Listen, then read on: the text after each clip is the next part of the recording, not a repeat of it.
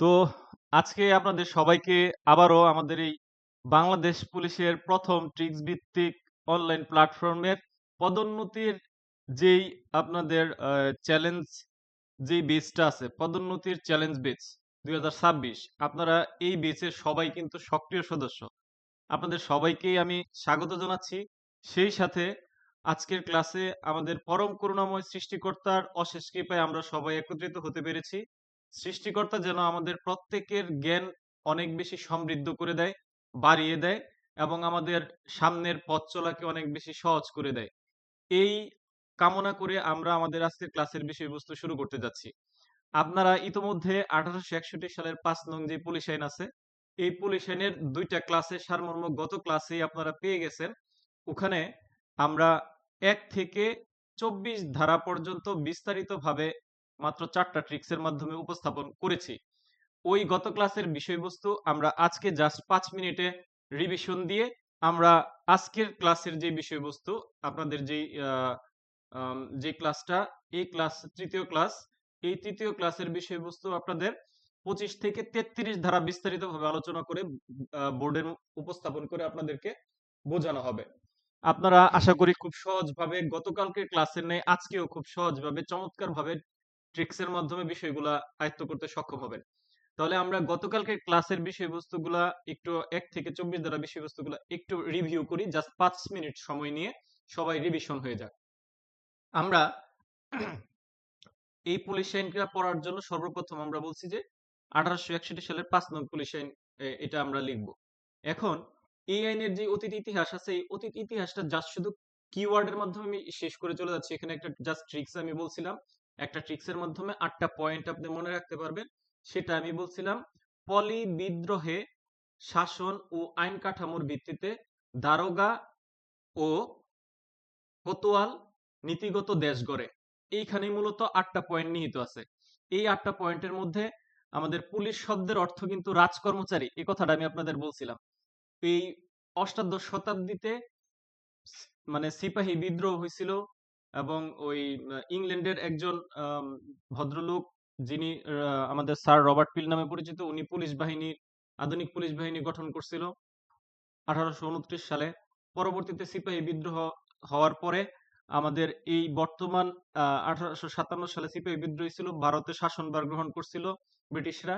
পরে আমরা 1861 সালের এই 5 নং পুলিশ আইনের আবির্ভাব ঘটে, সশস্ত্র বাহিনীর আবির্ভাব ঘটে এবং আমরা কালের বিবর্তনে আমরা পুলিশ অফিসার পুলিশ সদস্যরা আমাদের কনস্টেবল থেকে আইজিপি পদগুলা সৃষ্টি হয় এবং আমরা তদন্ত ভারের ক্ষমতা পাই, দাঙ্গা হাঙ্গা বা আইন শৃঙ্খলা দমন করার ক্ষমতা পাই।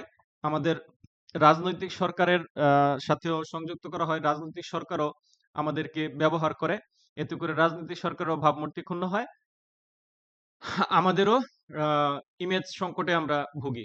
তো এখান থেকে উত্তরণের উপায় আমরা বলছিলাম একবারে সুষ্ঠুভাবে আমাদের নিয়োগ প্রক্রিয়ার কার্যক্রম পরিচালনা করলে আমাদের যত আবাসন ব্যবস্থা আমাদের যত সুযোগ সুবিধা আছে এই সকল বিষয় যদি আমাদের এনশিওর করা হয় তাহলে এবং পুলিশের মধ্যে যে অসাধু কর্মকর্তা আছে তারা যদি এটা থেকে বেরিয়ে আসতে পারে তাহলেই আমরা একবারে আম, পুলিশ বাহিনীর সক্রিয় সদস্য হিসেবে দেশ গড়ার পেছনে অবদান রাখতে পারবো শতভাগ এবং আমরা উন্নত রাষ্ট্র হিসেবে মাথা উঁচু করে দাঁড়াতে পারবো।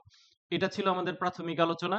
আর আমরা ওখানে এক ধারার কিছু বিষয়বস্তু পড়েছিলাম। এক ধারার মধ্যে 10টা বিষয় আছে। এটা খুব সুন্দরভাবে আমি বুঝাইছি। যারা দেখেননি গতকালকের ক্লাসের বিষয়বস্তুটা একটু কষ্ট করে দেখে নেবেন।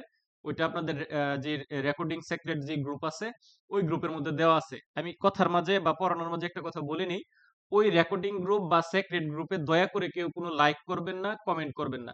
যদি আপনার লাইক করার প্রয়োজন হয়, আলাদাভাবে করার প্রয়োজন হয়, ওই ভিডিও কন্টেন্টটার উপর আপনি ক্লিক করে শুধু লাইক করবেন বা লাভ রিয়েক্ট বা যার যেটা মন চায় এখানে ওইখানে করেন। কিন্তু লাইক করলে কমেন্ট করলে এই ভিডিও কন্টেন্ট গুলা পিছনে পড়ে যায়। এতে করে সবার সমস্যা হবে। আপনি হোমওয়ার্ক গ্রুপে যত আলোচনা করতে পারেন আপনাদের হোমওয়ার্ক গ্রুপে আলোচনাগুলো আপনারা কন্টিনিউ করবেন, সেক্ষেত্রে কোনো সমস্যা নাই। তো এই একের যে 10টা ধারা আছে এই 10টা ধারার মধ্যে আমরা শুধুমাত্র 2টা ধারা গুরুত্বপূর্ণ হিসেবে আইডেন্টিফাই করছি। একের 3 ধারা পুলিশ আর একের 4 ধারাও নিতে পারেন। একের 4 ধারা হচ্ছে সাধারণ জেলা পুলিশ। আমি বলছিলাম আমরা যে পুলিশ সদস্য এই পুলিশ সদস্য আমাদের পুলিশের সংজ্ঞাটা কত ধারায়, এই পুলিশ আইনের 1-3 ধারায়, এটা মনে রাখবেন 1-3 ধারায়। আর যারা জেলা পুলিশ, জেলার পুলিশ তারা হচ্ছে 1-4 ধারার আওতাধীন। তাহলে 1-4 ধারা ব্যতীত অন্যান্য ইউনিটে যারা আছে সবাই 1-3 ধারার আওতাধীন পুলিশ সদস্য। 1-3 ধারায় সংজ্ঞা। আরেকটা ধারা আমরা ইম্পর্টেন্ট হিসেবে আইডেন্টিফাই করছিলাম, সেটা হচ্ছে 1-10 ধারা। 1-10 ধারায় বলা হয়েছে মানে নিম্নপদস্থ পুলিশ কর্মচারী। 1-10 ধারা, এই নিম্নপদস্থ পুলিশ কর্মচারী আমরা বলছিলাম আমাদের যে ইন্সপেক্টর পদমর্যাদার নিচে যারা আছে এই সকলেই নিম্নপদস্থ পুলিশ কর্মচারীর আওতাধীন এই 1-10 ধারা অনুযায়ী। যেহেতু এটা ব্রিটিশ আইন, ওই 1861 সালের 5 নং আইন, তখনকার এই সময়ে এই জিনিসটা ছিল। কিন্তু বর্তমান প্রেক্ষাপটে 2015 সালের জাতীয় যে বেতন স্কেল, ওখানে কিন্তু 10ম গ্রেডের সাব ইন্সপেক্টর পদমর্যাদার পুলিশ অফিসারকেও গেজেটেড কর্মকর্তা হিসেবে আখ্যায়িত করা হয়েছে। তাহলে তারা নিম্নপদস্থ পুলিশ কর্মচারীর আওতাধীন নয়, এটা একটা বিষয় লক্ষণীয়। আমরা 2 ধারার মধ্যে জাস্ট 2টা বিষয় আমরা গুরুত্বপূর্ণ বলছিলাম, 2-এর ক, 2-এর ঘোড়ার ঘ। 2-এর ক ধারায় বলছিলাম আমাদের যে পুলিশ সদস্যদের রদবদল এবং পরিবর্তন, দেখবেন যে বর্তমান যে প্রেক্ষাপটে সরকার প্রয়োজন মনে করছে এই অফিসারকে অমুক জেলায়, এই এসপি স্যারকে অমুক জেলায় দেব, এই এসপি কে অমুক জেলায় দেব, এই এসপি কে এসডি তে দিব, এই ডিআইজি কে অমুক মেট্রোতে দেব, এই ডিআইজি কে অমুক ইয়েতে দেব। এই যে রদবদল এবং পরিবর্তন, এটা সরকারের প্রয়োজনে সরকার এটা করতে পারে, এর আইনসঙ্গত ভিত্তি আছে। এটা হচ্ছে 2-এর ক ধারা, এটা আমরা ইম্পর্টেন্ট হিসেবে নিয়েছিলাম। আর 2 ধারার মধ্যে 2-এর ঘোড়ার ঘ ধারা নিয়েছিলাম। যে কোনো পুলিশ সদস্যকে বা মানে যে জেলায় নিয়োগ বা পদায়ন দেওয়া যাবে, এক্ষেত্রে তাকে যে নিয়োগ বা পদায়ন দেওয়া হবে তার ফৌজদারি কার্যবিধি এবং আইন ও বিধি মোতাবেক যেই ক্ষমতা আছে ওই এখতিয়ারের এলাকায় সে তার সেই ক্ষমতা প্রয়োগ করতে পারবে তার কার্যক্রমে। এটা ছিল আমাদের 2-এর ঘোড়ার গ ধারা।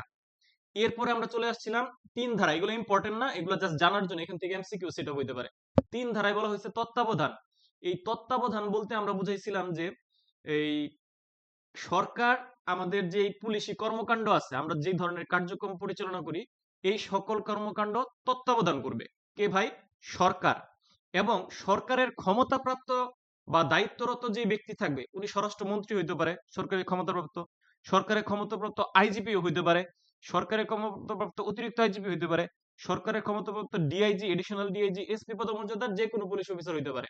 উনি কি আমাদের যে পুলিশি অধস্তন পুলিশের পুলিশি কর্মকাণ্ড এগুলো তত্ত্বাবধান করতে পারবে। দ্যাটস মিন আমাদের মূলত সরকারি তত্ত্বাবধান করতেছে। হাই কমান্ডটা ওই 3 ধারা থেকে আসতেছে। আর 4 ধারায় হচ্ছে আইজিপির যে ক্ষমতা ও কর্তব্য, এটাও কিন্তু সরকারি অনুমোদন ক্রমে সরকারি দিক নির্দেশনা অনুযায়ী আইজিপির যে ক্ষমতা কর্তব্য আছে, জেলার মধ্যে বলেন মেট্রোতে বলেন, এই সকল জায়গায় কিন্তু উনি এই ক্ষমতাটা প্রয়োগ করতে পারেন।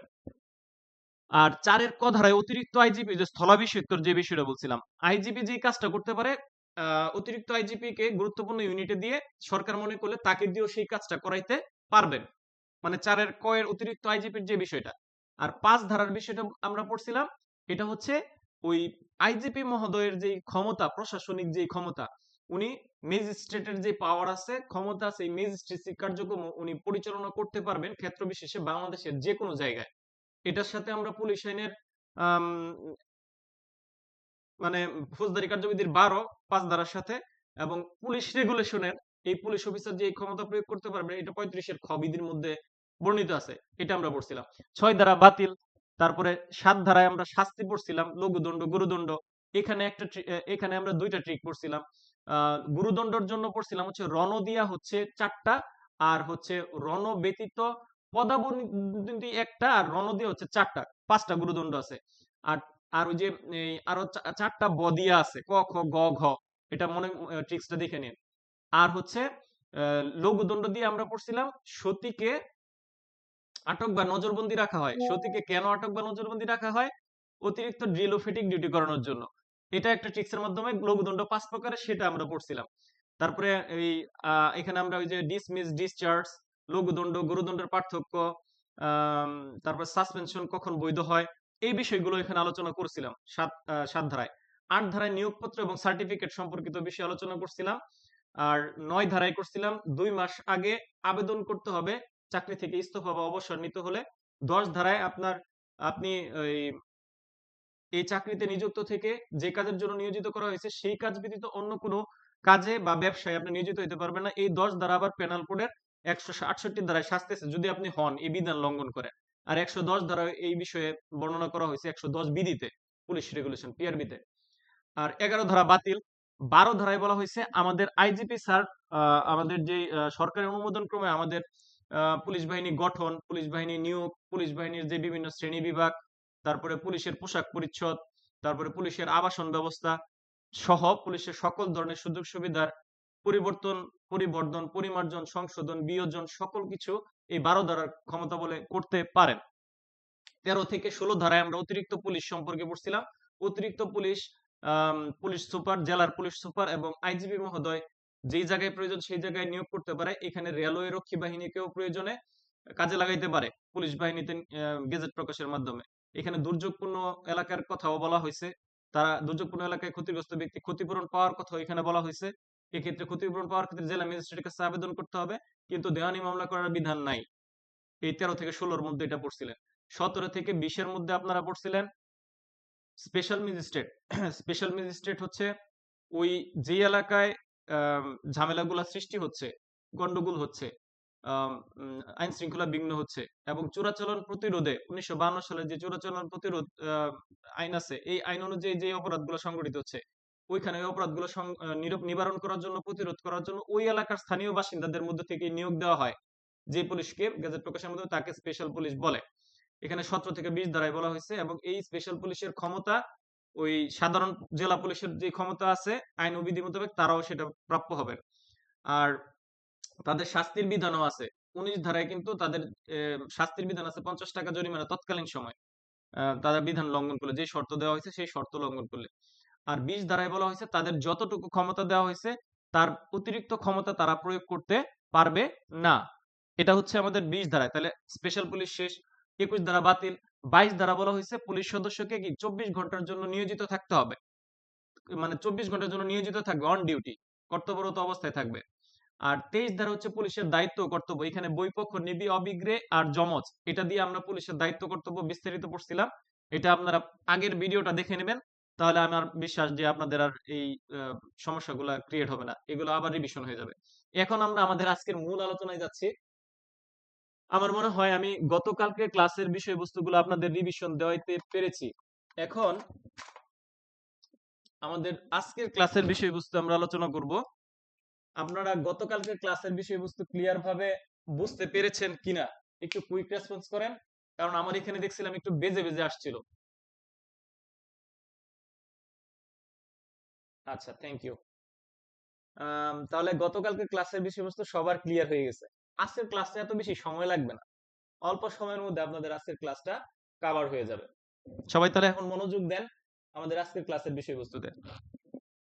আমাদের আজকের ক্লাসের বিষয়বস্তু হচ্ছে এই পুলিশ আইনের 25 থেকে 33 ধারা পর্যন্ত। পুলিশ আইনের 25 থেকে 33 ধারা। 33 ধারা। এখন এই 25 থেকে 33 ধারা মূলত আমরা যদি প্রথম এই 25 ধারা নেই, 25 ধারা, তারপরে হচ্ছে 26-এর 1, 26-এর 2, 27-এর 1, 27-এর 2, তারপরে হচ্ছে 28, 33 পর্যন্ত। তো 29 থেকে 33 পরের স্টেপে, আমি 25 থেকে 28 পর্যন্ত আপনাদের আগে বুঝাইনি। এই যে 25, এই 25-এ হচ্ছে আপনার বেওয়ারিশ সম্পত্তি, বেওয়ারিশ সম্পত্তি, বেওয়ারিশ সম্পত্তি। 26-এর 1, 26-এর 2, 27-এর 1, 27-এর 2 এই পর্যন্ত এই বেওয়ারিশ সম্পত্তি নিয়েই কথাবার্তা। এখন আসেন এই যে 25 ধারায় যে বেওয়ারিশ সম্পত্তি কথাটা লিখছি, এই বেওয়ারিশ সম্পত্তি মানে কি? দাবিদার বিহীন সম্পত্তি। বেওয়ারিশ সম্পত্তির মানে হচ্ছে দাবিদার বিহীন সম্পত্তি, অর্থাৎ যেই সম্পত্তিটার কোনো মালিক নেই সেই সম্পত্তিটাকে আমরা বেওয়ারিশ সম্পত্তি বলতে পারি, তাই না? তাহলে যে সম্পত্তির কোনো মালিক নাই, এই সম্পত্তিটা আপনার যখন আপনি পেলেন, আপনি পুলিশ অফিসার হিসেবে আপনার করণীয় কি? প্রশ্ন আসে না? এই করণীয় হচ্ছে 25 ধারায়। বেয়ারিশ সম্পত্তি যখন পাওয়া যাবে, আচ্ছা বুট সম্পূর্ণ দেখা যাচ্ছে না, এখন মনে হয় দেখা যাচ্ছে। একটু রেসপন্স করেন তো। হ্যাঁ, এখন দেখা যাচ্ছে। ওকে, ফাইন। তাহলে এই যে বেয়ারিশ সম্পত্তি, এই বেয়ারিশ সম্পত্তিটা যখন পাওয়া যাবে, পুলিশ অফিসার হিসেবে আপনার করণীয় কি? এটা হচ্ছে 25 ধারার বক্তব্য। যে সম্পত্তির মালিক নাই, একটা সম্পত্তি রাস্তায় পড়ে আছে, এই সম্পত্তিটা পাওয়া গেছে, এখন আপনি কি করবেন? তাহলে ওইটা ঘটনাস্থলে যে আপনি ওই সম্পত্তিটা অবশ্যই কি তালিকা প্রস্তুত করবেন, আপনি যে সম্পত্তিটা পেলেন। এখন তালিকা প্রস্তুত করে এটা কি আপনার কাছে রেখে দিবেন? না, একটু লেখেন, মাঝে মধ্যে কমেন্ট বক্সে লেখেন আমি প্রশ্ন করলে। ওই সম্পত্তিটা যেটা পড়ে থাকবে, যেটা আপনি পেলেন পুলিশ অফিসার হিসেবে, সেই সব বেয়ারিশ সম্পত্তিটা যেটা মালিক নাই, ওটা তো আপনার কাছে রাখা যাবে না। তাহলে কি করতে হবে? ওইটা তালিকা প্রস্তুত করতে হবে। তালিকা প্রস্তুত করে তালিকাটাও তো আমার কাছে রাখা যাবে না, রাখলাম আমার ভবিষ্যৎ ইয়ার জন্য আমি রাখতে পারবো, ঠিক আছে, জব্দ তালিকার বিষয়টা। তবে এই তালিকা সহ ওই সম্পত্তিটা আমাকে কি ম্যাজিস্ট্রেটের কাছে পাঠাইতে হবে না? আমাদের সম্পর্ক কার সাথে? আদালতের সাথে। তাহলে আদালতে পাঠাইতে হবে। এখতিয়ারের দিন যে ম্যাজিস্ট্রেট আছে, ওই তার কাছে আমাকে এটা পাঠাইতে হবে। বুঝছেন কিনা? তাহলে এই 25 ধারার মূল বিষয়বস্তুটা হচ্ছে বেয়ারিশ সম্পত্তিটা আমি পুলিশ অফিসার হিসেবে পাওয়ার পর আমি এটা তালিকা প্রস্তুত করব, তালিকা প্রস্তুত করে এই তালিকা সহ আমি আদালতে প্রেরণ করব বা ম্যাজিস্ট্রেটের নিকট প্রেরণ করব। এই 25 ধারা বিষয়টা বুঝছেন আপনারা ভাই? হ্যাঁ, রেসপন্স করবেন ফার্স্ট, তাহলে আমি ফার্স্ট পড়াইতে পারবো। হ্যাঁ, 25 ধারা বিষয়টা বোঝা গেছে। এবং আমরা পুলিশ অফিসার হিসেবে এই যে বেয়ারি সম্পত্তিটা আদালতে প্রেরণ করব, এটা আমরা 251 বিধি অনুসারে, আমরা তো বিধি পিআরবি অনুসরণ করি, 251 বিধি। আচ্ছা, এখন আমি পুলিশ অফিসার, আমি তো বইসা থাকবো ওই ম্যাজিস্ট্রেটের নির্দেশনা পাওয়ার অপেক্ষায়। ম্যাজিস্ট্রেট যখন নির্দেশনা প্রদান করবে, সেই নির্দেশনা মোতাবেক আমি এই বেয়ারিশ সম্পত্তিটা পরবর্তীতে আমি এটা কি বিক্রি করব না তহবিলে, মানে সরকারি তহবিলে প্রেরণ করব, জমা দিব, কি করব, এটা ম্যাজিস্ট্রেটের নির্দেশনার অপেক্ষায় থাকবো আমি। এটা 25 ধারা মূল বিষয়বস্তু। তাহলে আমি 25 ধারায় বেয়ারিশ সম্পত্তিটা বুঝে নেন, কনসেপ্ট ক্লিয়ার হলে, মানে বাস্তবতার সাথে মিলে যদি আপনি ব্রেনে নিতে পারেন, আপনার বই দেখতে হবে না, মুখস্থ করতে হবে না, এবং এটাই আমার লেকচার শুনে লিখবেন। আমি অনেকেই বলি যে আমার লেকচার শুনবেন এবং পিডিএফটা সাথে রেখে আপনি লিখবেন, ওইটাই হোমওয়ার্ক হিসেবে আমাদের সাবমিট করবেন। যত শর্ট করে সংক্ষিপ্ত করে নিজের ভাষায় নিতে পারেন, সময় লাগবে লাগুক, কিন্তু আপনার ব্রেনে গেঁথে যাবে। তাহলে বেয়ারিশ সম্পত্তিটা পাওয়ার পরে তালিকা প্রস্তুত করবেন, তালিকা প্রস্তুত করে এই তালিকা সহ ম্যাজিস্ট্রেটের কাছে পাঠাবেন। ম্যাজিস্ট্রেটের পরবর্তী নির্দেশনা অনুযায়ী এই বেয়ারিশ সম্পত্তির ব্যবস্থা গ্রহণ করতে হবে। এটা হচ্ছে 25 ধারার মূল বক্তব্য। আমি মনে বুঝাইতে পারছি। পরে এই 26, 27 একই সিকোয়েন্স। 26-এর একে হচ্ছে ম্যাজিস্ট্রেট কাছে পাঠাইছেন, এখন ম্যাজিস্ট্রেটের কাজ। এখন ম্যাজিস্ট্রেট সেই সম্পত্তিটা গ্রহণ কইরা, যেহেতু মালিক নেই এই সম্পত্তিটার, ওই ম্যাজিস্ট্রেট একটা জাতীয় পত্রিকায় কি করবে, বিজ্ঞপ্তি ঘোষণা করবে যে এই সম্পত্তির মালিক যিনি আছেন, ইনি 6 মাসের মধ্যে এই সম্পত্তিটা বুঝে নেন। তো 6 মাসের মধ্যে যদি কোনো ব্যক্তি এই সম্পত্তিটা বুঝে না নেয়, তাহলে 26-এর এই 2 ধারায়, তাহলে এই 26-এর একে হচ্ছে 6 মাসের মধ্যে বুঝে নিতে হবে, আর হচ্ছে একটা পত্রিকায় বিজ্ঞপ্তির কথা বলা হয়েছে, সেন্সটা মনে রাখেন শুধু। আর 26-এর 2-এ হচ্ছে বলছে যে ফৌজদারি কার্যবিধির 525 ধারার বিধান প্রযোজ্য হবে। 525-এর বিধান প্রযোজ্য হবে। 525-এর বিধান কি বলছে ভাই? ওই 525-এর বিধান বলছে, সংক্ষেপে মনে রাখবেন, যদি 525 পদিয়া না, পদিয়া হচ্ছে পচনশীল দ্রব্য। এখন ওই বেয়ারিশ সম্পত্তিটা হচ্ছে পচে যেতে পারে, সম্ভাবনা আছে।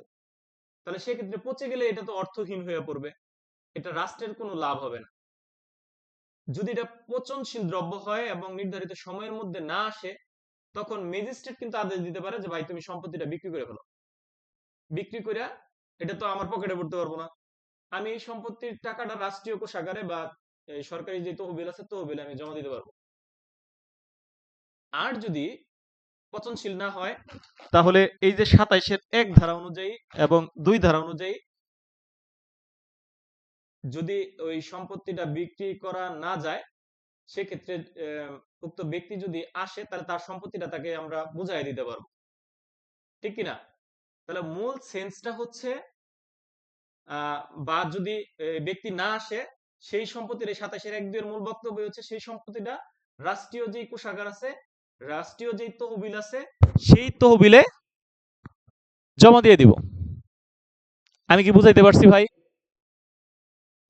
25, 26-এর 1, 26-এর 2, 27-এর 1, 27-এর 2, 27-এর 1, 27-এর 2 এর মূল বক্তব্য হচ্ছে এটা বিক্রয় করতে না মানে ওই যদি ওই 26-এর 2 এ বিক্রয় করা যায় তাহলে বিক্রয় করলে বিক্রয়কৃত অর্থ রাষ্ট্রীয় কোষাগারে জমা দিয়ে দিতে হবে।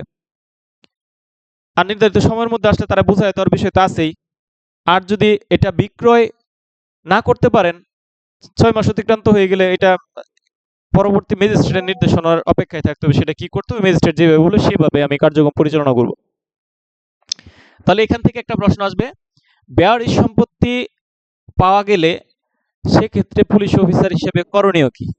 তাহলে করণীয় হচ্ছে আপনি দায়িত্বশীল পুলিশ অফিসার হিসেবে 1943 সালের পুলিশ রেগুলেশনের 251 বিধি অনুসারে আপনার করণীয় গুলা তো আপনি নোটে দিবেন এটা। আর আগে 25, 26, 26-এর 1, 2, তারপরে হচ্ছে 525 ধারার বিষয়টা, তারপরে 27-এর 1, 2 এর বিষয়টা আপনি আলোচনা করে দিবেন। সেই সাথে এই ফৌজদারি কার্যবিধির 523 থেকে 525-এও কিন্তু আলোচনা আছে। আমরা ফৌজদারি কার্যবিধির যখন রিভিশন দিব তখন এই টপিকটাও আমরা একটু ক্লিয়ার করে দিব। তবে মনে রাখেন এই বেয়ারি সম্পত্তি ফৌজদারি কার্যবিধিতেও আছে, পুলিশ আইনেও আছে, আমাদের ওই পুলিশ রেগুলেশনেও আছে, ঠিক কিনা? 251 বিধি এখানে আমরা টানতে পারবো। তাহলে এই পর্যন্ত আমরা বুঝছি কিনা এই বেয়ারি সম্পর্কিত যত যাই ঝামেলা আছে এই গল্পের ছলে বাস্তবতার নিরিখে ক্লিয়ার ভাবে কয়জন বুঝছেন? আচ্ছা, বাইজিৎ বুঝতে পারছে, বাইজিতের রেসপন্স আমি পেয়ে গেছি।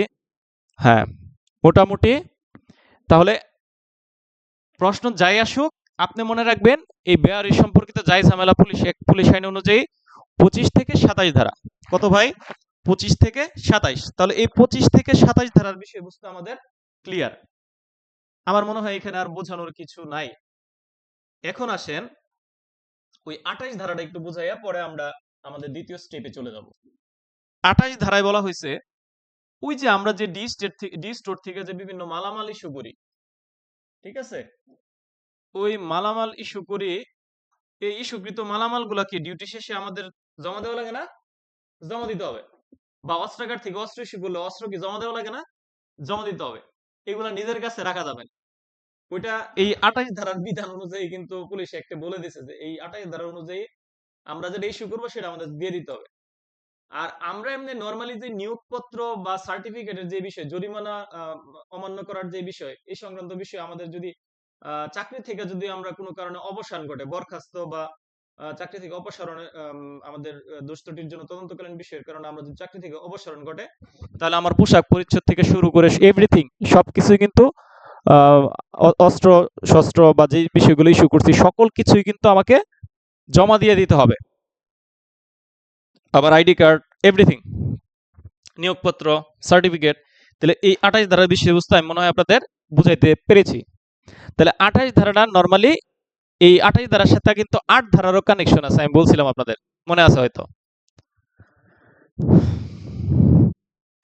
তাহলে আমাদের এই 28 ধারা পর্যন্ত কনসেপ্ট সবার মনে হয় ক্লিয়ার, ঠিক না ভাই?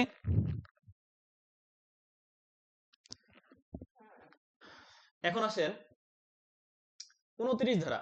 29 ধারায় তো ক্লোজ আছে। ক্লোজ থাকলে আমাদের একটু মানে ভাল লাগে না, মনে হয় যে এতগুলা ক্লোজ কিভাবে মনে রাখবো। তো এটার জন্য আপনাদের কোনো টেনশন করার কোনো কারণ নাই, কারণ আপনাদের অমিত স্যার তো আছে।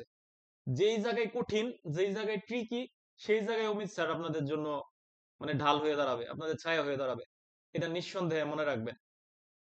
আমাদের আইন বিভাগীয় পদোন্নতি পরীক্ষার জন্য যেই জটিল জটিল জায়গাগুলো আছে, যে কনসেপ্ট গুলো আছে, এগুলো খুব সহজে ট্রিক্সের মাধ্যমে কিন্তু আমি শিখাই। অলরেডি কিন্তু এটা আপনারা যারা আমার পুরনো স্টুডেন্ট তারা কিন্তু এটা জানেন। তাহলে 29 ধারার বিষয়টা আগে বলে নেই ভাই। 29 ধারার সাথে 7 ধারার ক্ষুদ্রতম পার্থক্য আছে। 29 ধারায় বলে দিচ্ছে যে কয়েকটি সুনির্দিষ্ট কারণে ওই যে বাক্যের যে ক্লোজ গুলো আছে, নিক, নয়, ছু, 10, ভীমা, মানে 7টা ক্লোজ। এই 7টা ক্লোজের ক্ষেত্রে আপনাকে এই 29 ধারার শাস্তির আওতায় নিয়ে আসতে পারে পুলিশ সদস্যরা যদি এই 7টা অপরাধ করে, ত্রুটি করে, তাহলে স্পেসিফিক এই 29 ধারার বিষয়টা তখন চলে আসে। সেই 7টা অপরাধ এখন আপনি হুট করে যে কোনো স্টুডেন্ট যে সারা বাংলাদেশে প্রথম স্থান অধিকার করছে তারা হুট করে বলেন, দেখেন সে কিন্তু পারবে না ভাই, কারণ সে মুখস্থ বিদ্যা দিয়ে ফার্স্ট হয়েছে। অনেকে আছে যারা ফার্স্ট হয়ে যায় মুখস্থ বিদ্যা দিয়ে ফার্স্ট হয়ে যায়,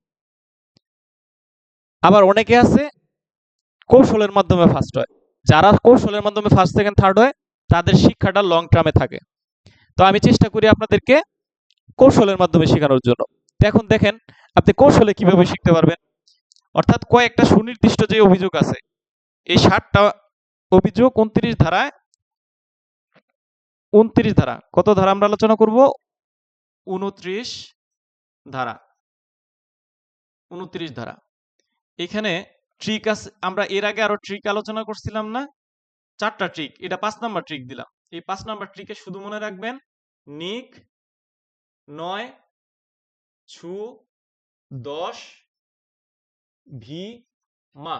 ওকে, নিক, 9, ছু, 10, ভীমা। এখন 1 নাম্বার দিলাম, নি দিয়া হচ্ছে নিয়ম, রেগুলেশন, নেগুলেশন। 2 নাম্বার দিলাম ক দিয়া হচ্ছে কর্তৃপক্ষ। তারপরে ছু দিয়ে দিলাম ছুটিতে গিয়ে।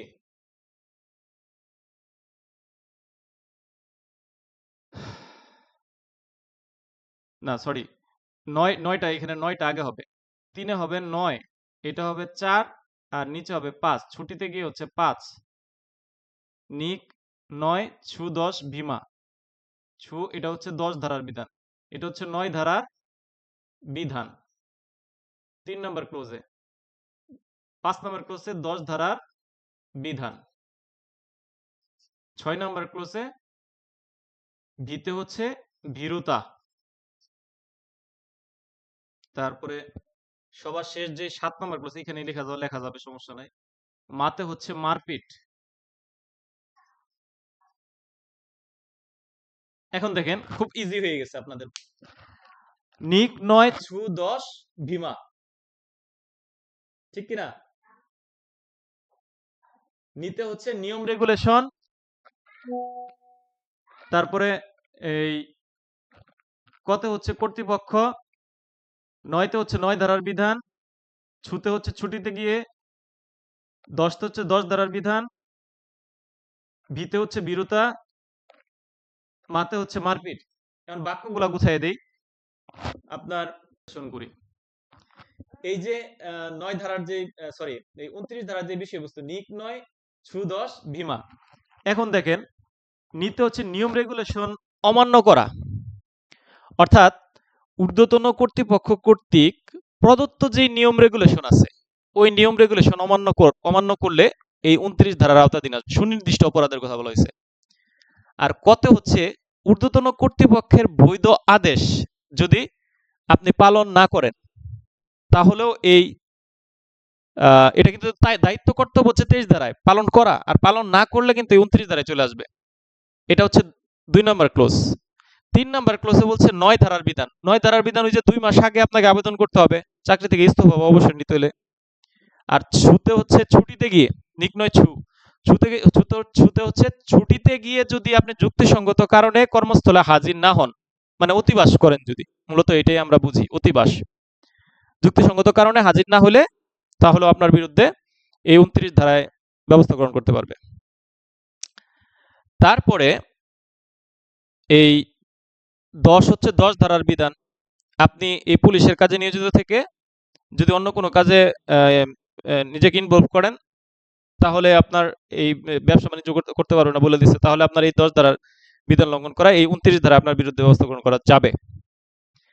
তারপরে ভিতে হচ্ছে আপনি একটা জায়গায় ডিউটিতে গেছেন, টিম ইনচার্জ আপনারা বলছে যে তুমি ফায়ার করো, আপনি ফায়ার করলেন না, বা তুমি এই কাজটা করো, মানে যেটার মধ্যে সাহসিকতার পরিচয় দিতে হয়, তাহলে এই বিরতার অপরাধে আপনি অপরাধী হইলেন এই 29 ধারার আওতায়।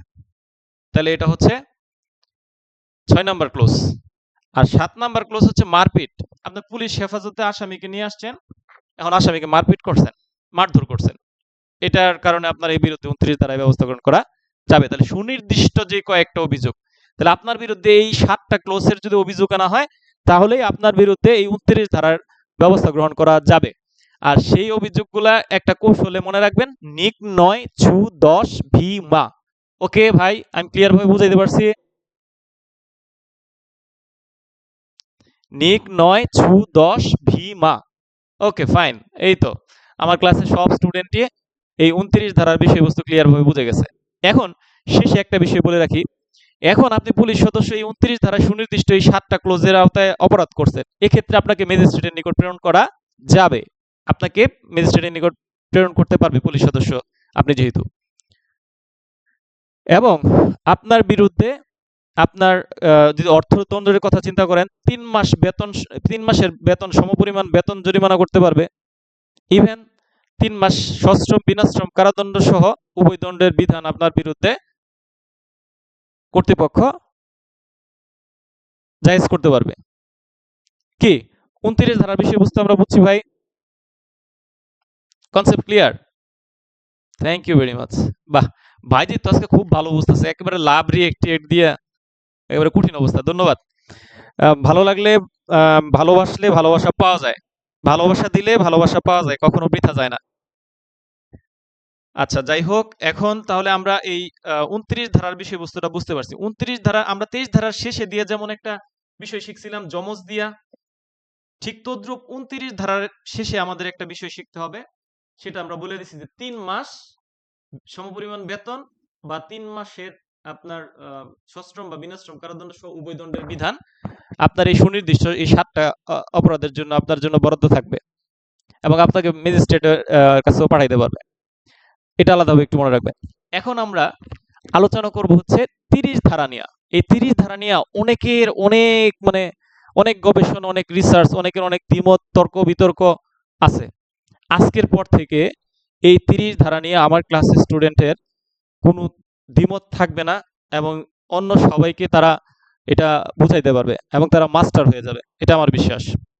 তাহলে 30 ধারার মূলত কি বিষয় নিয়ে আলোচনা করছি সেটা একটু আমি আপনাদের মনে করাই দিই, এটা নিয়ে কোনো দ্বিমত থাকবে না আমি আশা করি আমাদের ক্লাসের কারো।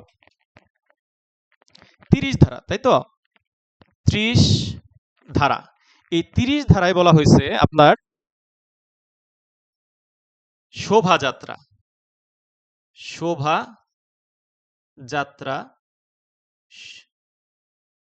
শোভাযাত্রা, সমাবেশ, মিছিল, মিটিং, যেটা আমরা যে শব্দের সাথে পরিচিত। তাহলে আমরা এই 3টা শব্দ মনে রাখবো। কোন 3টা শব্দ ভাই? 30 ধারার মধ্যে 3 আছে, 3টা শব্দ মনে রাখবো: শোভাযাত্রা, সমাবেশ, মিছিল, মিছিল মিটিং। আপনি জেলা পর্যায়ে যখন সাধারণ মানুষজন কোনো শোভাযাত্রা, মিছিল, মিটিং করতে চায়, তাদেরকে অবশ্যই আমাদের যে পুলিশ সুপার এবং সহকারী পুলিশ সুপার আছেন ক্ষেত্র বিশেষে, ওনারা কিছু নির্দেশাবলী দিয়ে রাখেন, এবং সেই নির্দেশনাগুলা তারা নির্ধারিত যে বিপি ফর্ম আছে, সেই বিপি ফর্ম অনুযায়ী আবেদন করে তারা সেই নির্দেশনাগুলো আমলে নিয়ে শোভাযাত্রা, মিছিল, মিটিং, সভা সমাবেশ করতে পারেন। কথা বুঝছেন? এটুকু তো বুঝছেন যে মিছিল, মিটিং, সভা সমাবেশ এগুলা তারা নির্ধারিত যে বিপি ফর্ম আছে, সাধারণ পাবলিক এই কাজগুলো করে। তাহলে এই ধারার আলোচনাটা হচ্ছে সাধারণ পাবলিকের সাথে শোভাযাত্রা, মিছিল, মিটিং, সভা সমাবেশ নিয়ে আমরা আলোচনা করব। তো এই মিছিল, মিটিং, সভা সমাবেশ হচ্ছে 30 ধারা। 30-এর মধ্যে ভাই 4টা ক্লোজ আছে, 4টা ধারা আছে: 30-এর 1, 30-এর 2, 30-এর 3, 30-এর 4। ঠিক আছে? ওই যে আমাদের ক্লাসের সুমন ভাই কিন্তু অলরেডি বলে দিছে, নির্দেশাবলী কিন্তু বিপি ফ্রম নং 9 প্রথম নির্দেশাবলী, এটা 30-এর 1 ধারায়। আর সভা সমাবেশের লাইসেন্স কিন্তু 30-এর 3 ধারায়, ওইটা কিন্তু বিপি ফ্রম 8। এই নির্ধারিত বিপি ফর্ম মূলেই মূলত এই কার্যক্রমগুলা সাধারণ পাবলিক আমাদের কাছ থেকে নিতে পারে। আবার ওই বিপি ফর্ম অনুযায়ী তাদেরকে বলে দেওয়া হয় আপনারা এই সভা সমাবেশ সুনির্দিষ্ট একটা জায়গায় করতে পারবেন, রাস্তা অবরোধ করে করতে পারবেন না, এই জায়গাটাতে করবেন দেখানো হয় এবং ওইটা বিপি ফর্মে উল্লেখ থাকে।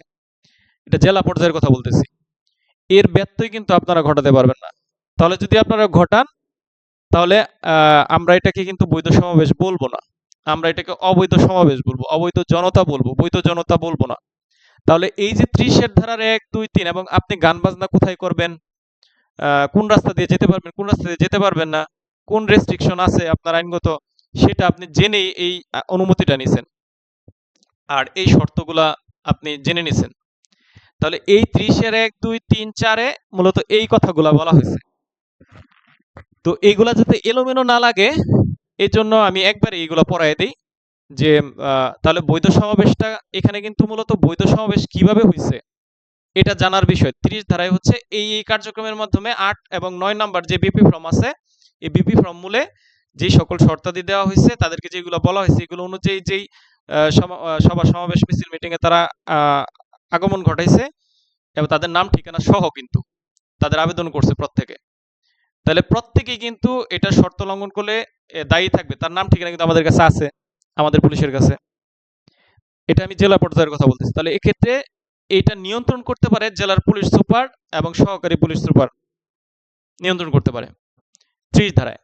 30-এর কয়ের একে এসে বলছে আপনার ওই যে যেই শর্তগুলো দেওয়া হয়েছে, আপনি এই সভা সমাবেশ যেখানে থাকার কথা সেখানে থেকে অন্য জায়গায় গেছেন, আপনাকে সরে যেতে বলতে পারবে, আপনি শুনলেন না, এক্ষেত্রে 30-এর কয়ের 2-এ আপনাকে বল প্রয়োগ করতে পারবে, আর সেটা বৈধ সমাবেশ থাকবে না, অবৈধ সমাবেশ হিসেবে গণ্য হয়ে যাবে। তো এখানেই হচ্ছে মূল কনফ্লিক্টটা। অনেকে মনে করে যে 141 ধারায় এই সভা সমাবেশের বিষয়টা আসবে, বৈধ সমাবেশ বা বৈধ জনতা কখন অবৈধ জনতা হিসেবে বিবেচিত হবে। এটা মনে রাখবেন আজকের পর থেকে যে অমিত স্যার বলছে যে কার্যক্রম বুঝাইলে কখনো ওই প্যানেল কোডের দিকে যাবেন না, তত্ত্বগত বিধিবদ্ধ আইনে যাবেন না, পদ্ধতিগত আইনের মধ্যে সীমাবদ্ধ থাকতে হবে। এটা হচ্ছে স্ট্রং লজিক। তাহলে বৈধ সমাবেশ বা বৈধ জনতা কখন অবৈধ জনতায় পরিণত হয় বা বিবেচিত হবে বা ঘোষিত হবে, এটা আমাদের এই পুলিশ আইন, পদ্ধতিগত আইন, কার্যক্রমের কথা বলা আছে। এখানে তো কখন হবে মানে কাজের কথাই বলছে, কার্যক্রমের কথা বলছে। তাহলে আপনার স্ট্রং প্রায়োরিটি কোনটা ভাই? অবশ্যই পুলিশ আইন, পদ্ধতিগত আইন অনুযায়ী। এই সহজ জিনিসটাকে আমরা পেঁচাই। আমাদের অনেক বিজ্ঞ আমাদের সিনিয়র স্যারও আছে, নাম বলবো না, ওনারা শুধু 41-কে মানে ফোকাস করে। কেন রে ভাই? আমার আইনে স্পেসিফিক 30-এর কয়ের 2-এ স্পষ্টভাবে বলা আছে বৈধ সমাবেশ কখন অবৈধ সমাবেশে পরিণত হবে। এক্ষেত্রে ওই ফৌজদারি কার্যবিধির 31 ধারার মধ্যে আমাদের ওই কি বলে 127, 28, 29, 30, 31 এইগুলা ফৌজদারি কার্যবিধির আমরা প্রয়োগ করতে পারবো, এই বিষয়টা সুনির্দিষ্টভাবে বলা আছে। তাহলে আমি অন্যদিকে দৌড়াবো?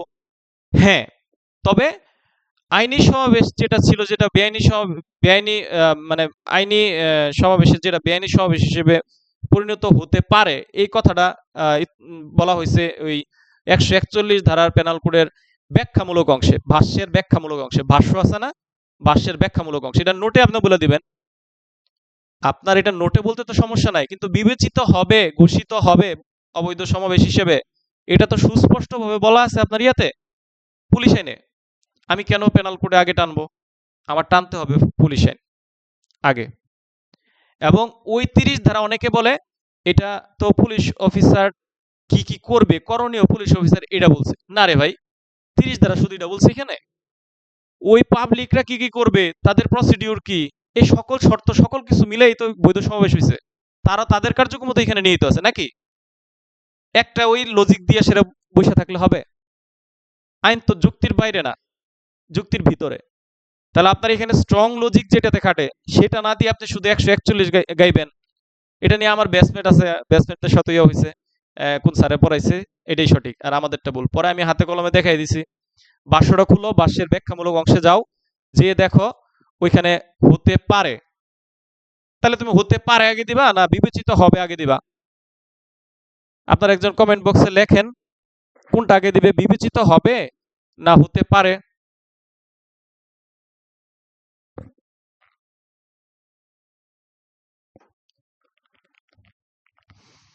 আচ্ছা, আমার মনে হয় হ্যাঁ হবে, রাইট, এক্স্যাক্টলি, বিবেচিত হবে। Thank you. তাহলে আজকের পর থেকে যখন এই প্রশ্নটা আসবে আপনারা একবারে নোটে স্পেসিফিক ভাবে লিখে দিবেন যে আসলে এটা কার্যপদ্ধতি বোঝানো হয়েছে, আমার অপরাধ বোঝানো হয় না। অপরাধ বুঝাইলে আমরা ওই পেনাল কোড অনুযায়ী ইয়ে করি। তবে এইটার বিধানগুলো লঙ্ঘন করলে পেনাল কোড অনুযায়ী 141 ধারার আওতায় এটা অপরাধ হিসেবে গণ্য হবে, এবং ওই 143-এ তাদের বিরুদ্ধে শাস্তি ব্যবস্থা আছে, 145-এও শাস্তির ব্যবস্থা আছে। এটা আমি নোটে লিখলে তো আমার জেল ফাঁস জরিমানা দিবে না, বরঞ্চ উনি বুঝবে যে না, কনসেপ্ট আমার ক্লিয়ার আছে। অনেকে আপনাদের বলবে যে 2 নৌকায় পাও দিচ্ছেন। না ভাই, আমি 2 নৌকায় পাও দেওয়ার কথা বলতেছি না। আমি বলছি আমাদের যেখানে স্ট্রং লজিক, আমার যেটার প্রায়োরিটি বা অগ্রাধিকার আগে আইনের বিশ্লেষণ অনুযায়ী, সেটাকে আমি আগে ফোকাস করব, সেটা আগে লিখব। আমি আর এটা নিয়ে কথা বাড়াইতে চাচ্ছি না। আপনাদের কনসেপ্ট সবার ক্লিয়ার হয়েছে কিনা একটু ফাস্ট ইয়ে করেন। হ্যাঁ, মহসিন, সুমন ভাই, শামীম ভাই, লতিফ ভাই, শাহজাহান ভাই।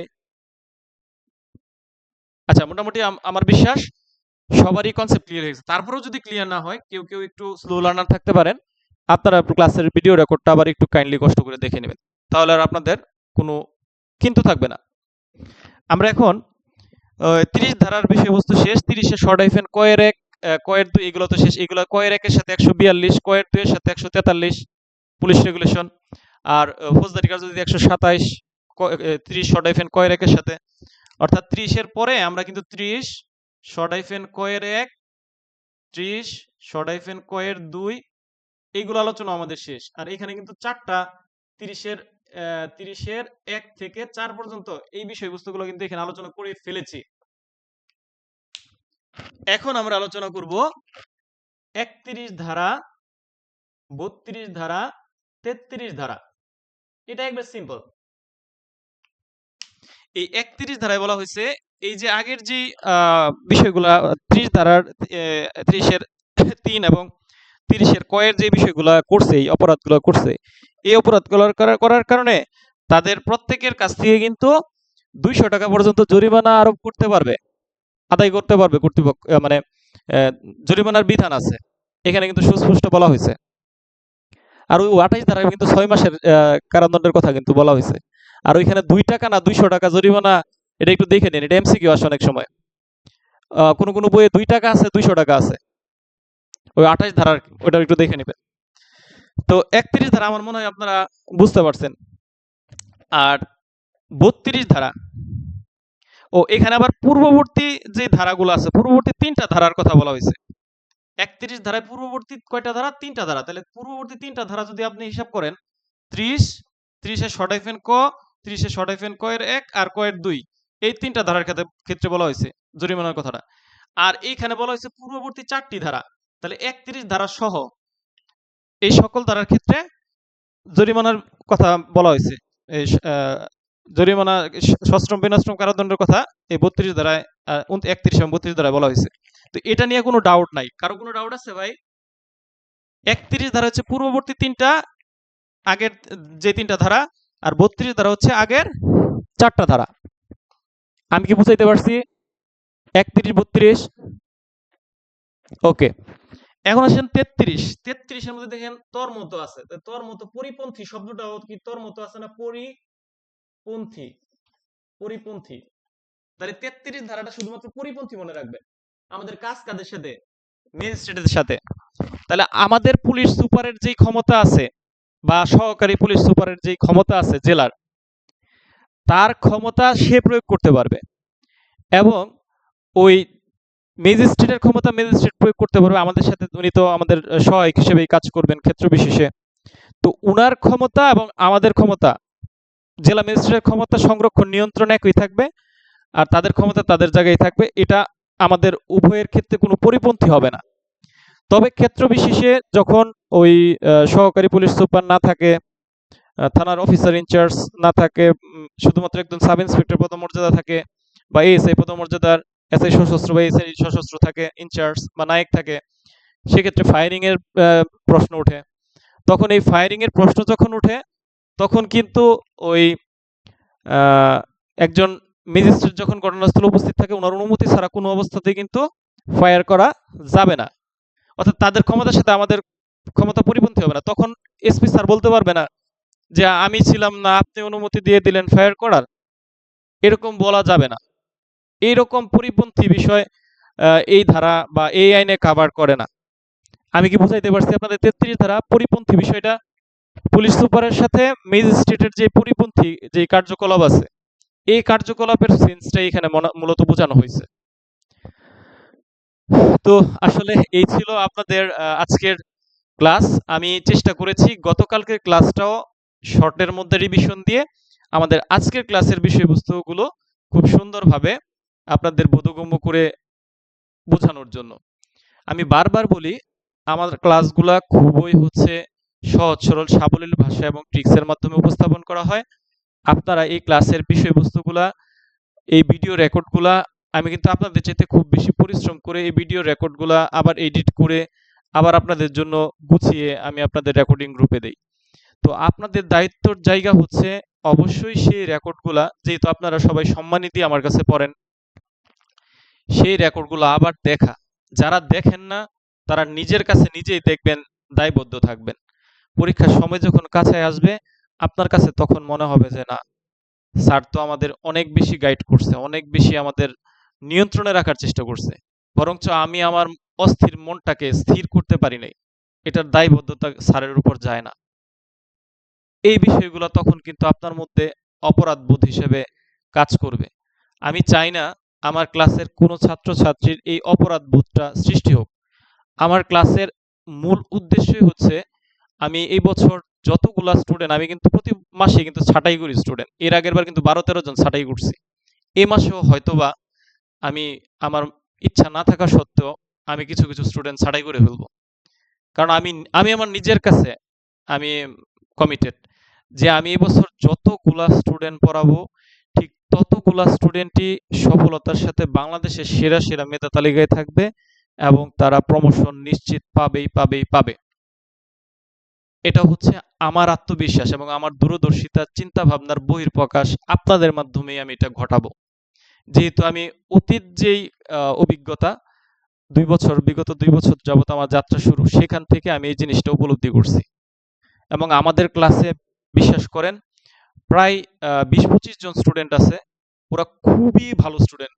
মানে ভালো স্টুডেন্ট বলতে তাদের আমি গড়তে পারছি, আমার কাছে মনে হয় তারা বিভিন্ন জন তাদের কাজের কর্মব্যস্ততার কারণে বা ডিউটির কারণে যাই কিছুই হোক, তাদের মধ্যে এরকম একটা বারুদ আমি পাইছি, ভিতরে একটা স্পৃহা পাইছি, নিজেকে নিজে আবিষ্কার করার একটা যে মনের ভিতরে যে বাসনা যে না আমাকে দিয়ে হবে, আমি পারবো। অমিত স্যার আসলে যেভাবে আগায় নিচ্ছে আমাকে, আমি যেই রকম চাচ্ছি আমি ঠিক সেই রকমটাই পাচ্ছি স্যারের কাছ থেকে। আমি পারবো। তারা কিন্তু জ্বলে উঠবে, জ্বলে ওঠার সময় হয়ে গেছে। জাস্ট 3 মাস সময় আপনি পরীক্ষার আগে জ্বলে ওঠার উত্তম সময়।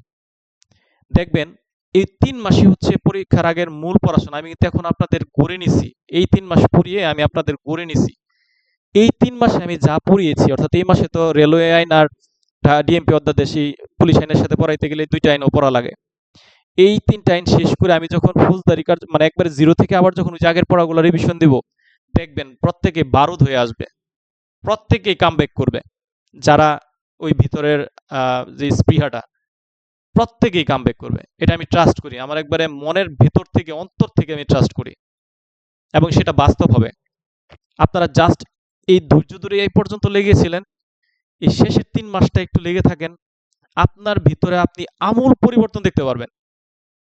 আপনার কাছে মনে হবে যে আপনি সমগ্র বাংলাদেশে এএসআই নিরস্ত্র পরীক্ষা দিলে, এটিএসআই তো আসলে কঠিন, বাস্তবিক অর্থেই কঠিন।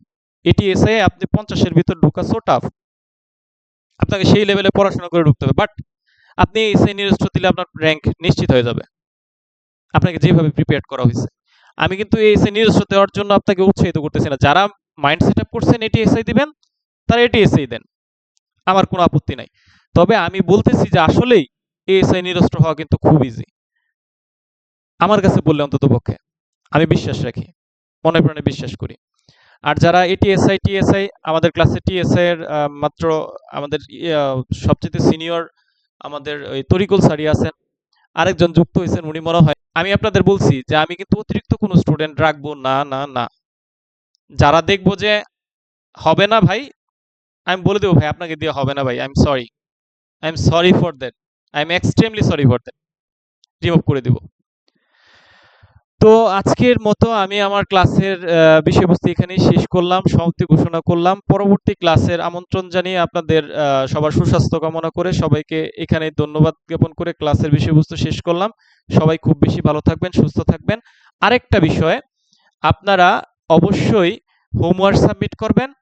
এই হোমওয়ার্ক সাবমিটের কোনো বিকল্প নাই, কোনো বিকল্প নাই। যারা হোমওয়ার্ক সাবমিট করতেছেন তারা মানসিকভাবে অনেক টাকায় আছেন, তারা খুব বেশি ভালো রেজাল্ট করবেন বলে আমার বিশ্বাস, এটা আমার অতীত অভিজ্ঞতা বলে। তো এই জন্য যত জরজাপটা হোক আপনি হোমওয়ার্কটা সাবমিট করেন ভাই, লেখেন,